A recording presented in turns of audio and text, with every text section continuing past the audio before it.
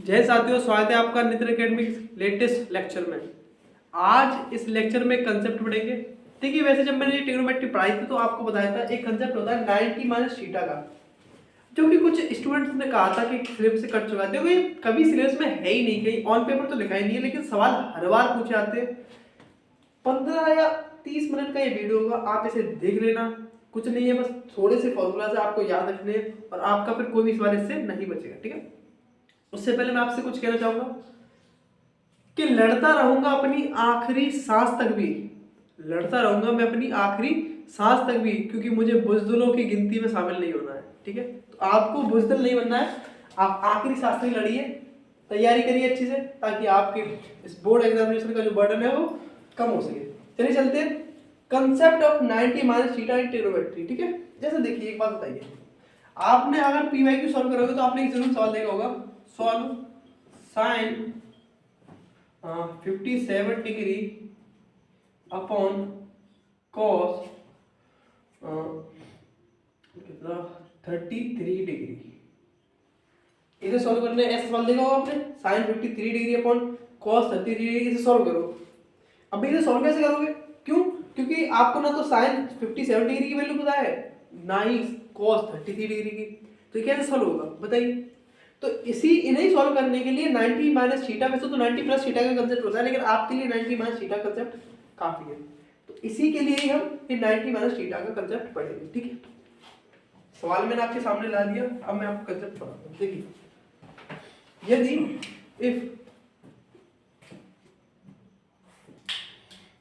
if sin theta is equal to x है, अगर sin theta की वैल्यू x के बराबर है तो cos, इस एंगल थीटा को 90 में से घटा दो तो cos 90 माइनस थीटा की वैल्यू भी x होगी। cos 90 माइनस थीटा की वैल्यू भी x होगी, मतलब sin थीटा की जो वैल्यू होती है उस थीटा को 90 में से घटा के उसका cos ले लो, दोनों का मान बराबर आएगा। sin थीटा अगर x है तो cos 90 माइनस थीटा भी x होगा। मैं आपको समझाता हूँ एग्जांपल लेकर। मान के लीजिए sin 30 डिग्री बराबर होगा cos 90 माइनस 30 डिग्री के। मैं ये कहना चाह रहा हूँ कि sin के साथ जो कुछ भी एंगल दे रखा है उस एंगल को 90 में से घटा के उसका cos ले लो, दोनों की वैल्यू बराबर आएगी। यही होगा 90 माइनस थीटा का कंसेप्ट। sin थीटा बराबर होता है cos 90 माइनस थीटा के। अगर sin थीटा की वैल्यू x है तो उस थीटा को 90 में से घटा दो और उसका cos ले लो, उसकी वैल्यू भी वही आएगी जो sin थीटा की थी। ये कहना चाह रहा हूं मैं। तो sin 30 की वैल्यू जो होगी वही cos 90 माइनस 30 की होगी। तो देखना, sin 30 डिग्री बराबर cos 90 में से 30 आएगा, 60 आएगा, cos 60 डिग्री। मैं ये कहना चाह रहा हूँ कि sin 30 की वैल्यू cos 60 की वैल्यू के बराबर होगी, और होती भी है। आपको पता है sin 30 की वैल्यू कितनी होती है, 1/2। आपको पता है cos 60 की वैल्यू कितनी होती है, 1/2। देखो, बराबर होती है और होने भी चाहिए, क्योंकि sin थीटा बराबर होता है cos 90 माइनस थीटा। तो आई होप आपको समझ में आ गया होगा कि sin के एंगल को 90 में से घटा के cos ले लो उसका, तो वो दोनों वैल्यू बराबर आएंगे। ठीक है, आई होप आपको ये समझ में आया होगा। आया कि नहीं आया समझ में? कमेंट कर सकते हैं नहीं समझ में आया हो। इसी के लिए आपको कुछ फॉर्मूला लगा रहा हूँ। ठीक है, आपको याद रखने, ये मैंने प्रूफ करके दिखाया है। अब मैं फॉर्मूला लगाऊंगा, आपको उसे याद रखना है। ठीक है, फॉर्मूला पहले देखिए, साइन, एक सेकंड, साइन थीटा बराबर होता है cos 90 minus theta. Sine theta की वैल्यू और cos 90 माइनस थीटा की वैल्यू बराबर होगी। साइन के साथ जो एंगल दे रखा है उसको 90 में से घटा दो और उसका cos ले लो, दोनों का मान बराबर आए। ठीक है, या फिर कहीं साइन थीटा लगा होगा, उसको cos 90 माइनस थीटा लिख सकते हैं। अब ये रखो, उसको 90 माइनस थीटा लिख सकते हैं, उस एंगल को 90 में से घटा के cos के साथ लेकर लिख सकते हैं, ये दोनों वैल्यू बराबर आएंगी। ठीक है, इसी के साथ याद रखना है, ये cos के साथ भी होता है कि cos थीटा बराबर होगा sin 90 माइनस थीटा के। ये दोनों चीजें आपस में तो लागू होंगी। sin थीटा बराबर होता है cos 90 माइनस थीटा और cos थीटा बराबर होता है sin 90 माइनस थीटा, यानी cos के साथ जो एंगल दे रखा है उसको 90 में से घटा के उसका sin ले लो, दोनों की वैल्यू बराबर आएगी। दोनों की वैल्यू, तभी तो आपने कभी गौर किया है, जो वैल्यू cos 30 की होती है वो वैल्यू उधर sin 60 की होती है, जो वैल्यू cos 60 की होती है वो वहां साइन 30 की होती है। गौर किया कभी? जो वैल्यू cos 30 की होगी वो तो sin 60 के बराबर होगी, जो वैल्यू cos 60 की होगी वो sin 30 के बराबर होगी। ये कैसे होता है? ये यही तो होता है क्योंकि sin theta cos 90 minus theta के बराबर होता है, cos theta sin 90 minus theta के बराबर होता है। समझ में आया? इसलिए होता है ये। क्लियर है? समझ में आया दोनों फॉर्मूला? समझ में आया? ऐसे देखो, यही चीज tan के साथ चलती है। tan थीटा बराबर होता है cot 90 माइनस थीटा के। भाई साइन कोस आपस में रिलेटेड होते हैं, tan cot आपस में रिलेटेड होते हैं। tan थीटा बराबर होता है cot 90 माइनस थीटा के, और ऐसे ही cot थीटा बराबर होता है tan 90 माइनस थीटा के। क्लियर? क्लियर? जैसे example tan 50 degree, tan 50 degree मैं पूछूंगा cot के पदों में किसके बराबर होगा, तो ये वैल्यू cot 40 के बराबर होगी। cot 40 के बराबर होगी, क्यों?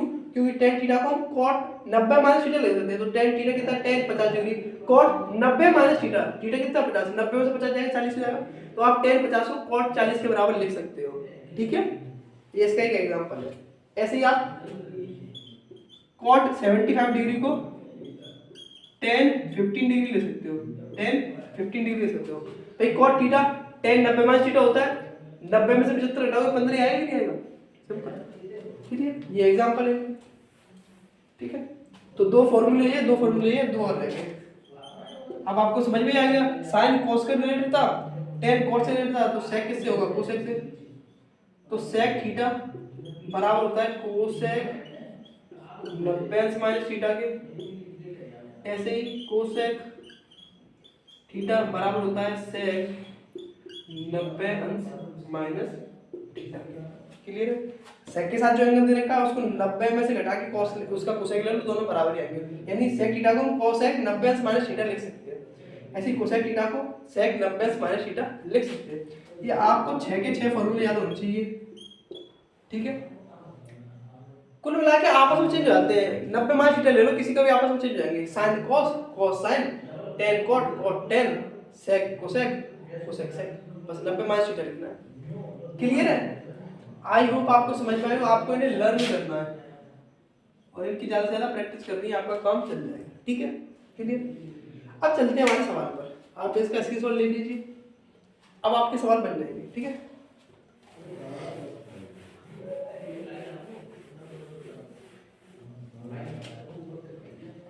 क्या सवाल था? सवाल ये था, solve sin 57 degree upon cos 33 degree, यही तो था। इसे सॉल्व करिए। अब भाई इनकी वैल्यू पता नहीं है तो सॉल्व कैसे करें? तो आप ये देखो कि क्या अगर मैं इस 57 डिग्री को 90 में से घटा दूंगा तो 33 नहीं आएगा? आएगा कि नहीं आएगा? तो आप एक बात बताना, ये sin थीटा ही तो है, और sin थीटा को हम क्या लिख सकते हैं, cos 90 माइनस थीटा लिख सकते हैं कि नहीं लिख सकते? मैंने अभी बताया था, बताओ। अब ये बताया था कि नहीं बताया था? भाई ये sin 57 डिग्री को बस मैंने cos 90 माइनस 57 लिखा, लिख ही सकते हैं। sin थीटा को cos 90 माइनस थीटा लिख सकते हैं, अभी फॉर्मूला बताया था। तो इस sin थीटा को मैंने cos के पदों में चेंज कर दिया, cos 90 माइनस थीटा लिख दिया, कोई दिक्कत नहीं। नीचे वाले को मैंने ऐसे रहने दिया, क्यों? क्योंकि यार दोनों सेम ट्रिग्नोमेट्री रेशियो होंगे तो सॉल्व हो जाएंगे, इसलिए। अच्छा, cos 90 में से 57 जाएंगे, कितने बचेंगे? 33 डिग्री, 33 डिग्री, और नीचे भी कितना है, cos 33 डिग्री। बताइए इससे ये कितनी बार जाएगा? एक बार जाएगा। इसका आंसर कितना आ गया? एक आ गया। ऐसे सॉल्व हो गया, ऐसे सॉल्व हो गया। बताइए, बताइए समझ में आया कि नहीं आया? ऐसे सॉल्व हो गया। बताइए सवाल आपको समझ में आया कि नहीं आया? दूसरा सवाल, find the value of sine 15 degree का whole square plus cos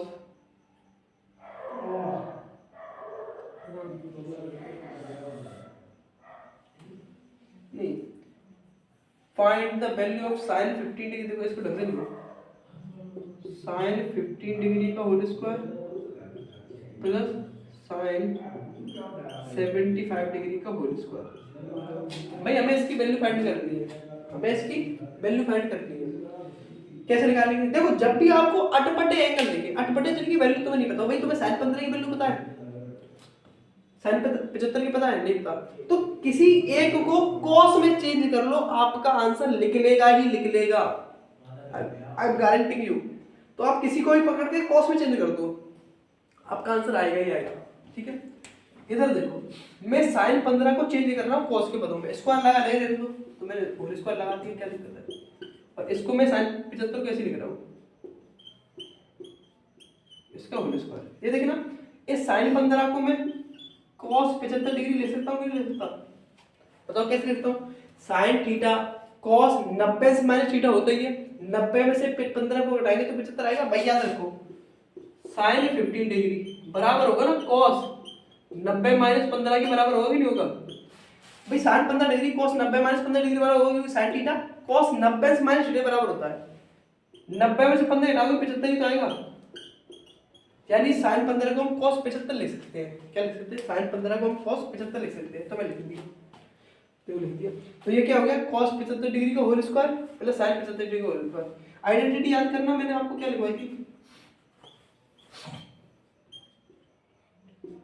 identity मैंने बताई थी आपको कि sin square theta plus cos square theta बराबर कितना होता है, 1 के बराबर होता है। कि अगर दोनों के एंगल सेम हो तो sin square theta plus cos square theta 1 होता है, लेकिन ये एंगल सेम होना चाहिए। तो देखो sin cos स्क्वायर थीटा, देखो स्क्वायर लगाया, प्लस sin स्क्वायर थीटा, एक ही तो है एंगल, देखो दोनों का 75 75 80, एंगल सेम है, दोनों का होल स्क्वायर है, और किसके रूप में, योग के रूप में, तो किसके बराबर होगा, 1 के बराबर होगा। इसकी वैल्यू कितनी होगी, 1 होगी। वैसे भी देख लो ना, cos square theta plus sin square theta equal to 1 होता है, बस थीटा सेम होना चाहिए। ये तो आपको पता ही था, लेकिन आपको सीधे वहां से नहीं पता पड़ रहा था, क्योंकि दोनों साइन में तो दोनों की वैल्यू हमें नहीं पता थी। तो किसी एक को पढ़ लो, cos में चेंज करो, आपका आंसर आएगा, ठीक है, क्लियर। आप इसका स्क्रीनशॉट ले लीजिए, तब तक अगले सवाल पर चलते हैं, ठीक है। चलिए देखते हैं सवाल। ये जो सवाल है वो 2024 में आया, ठीक है,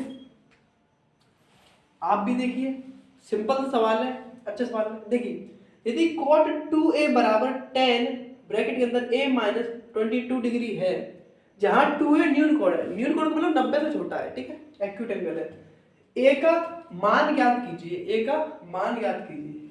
अच्छा, आपने एक चीज तो पढ़ रखी है कि हम कहते हैं कि sin a बराबर है, किसके, sin a अगर बराबर है sin b के, sin a बराबर है sin b के, तो हम कहते थे एंगल a बराबर होगा एंगल b के लिए, क्योंकि सेम एंगल के लिए sin की वैल्यू सेम हो सकती है ना। अगर हम कहते थे कि sin a बराबर है sin b के, तो हम कहते थे एंगल a एंगल b के बराबर होगा, कहते थे कि नहीं कहते थे। लेकिन यहाँ दिक्कत क्या है, दो अलग अलग चीजें बराबर दे रखी है, cot बराबर दे रखा है tan के।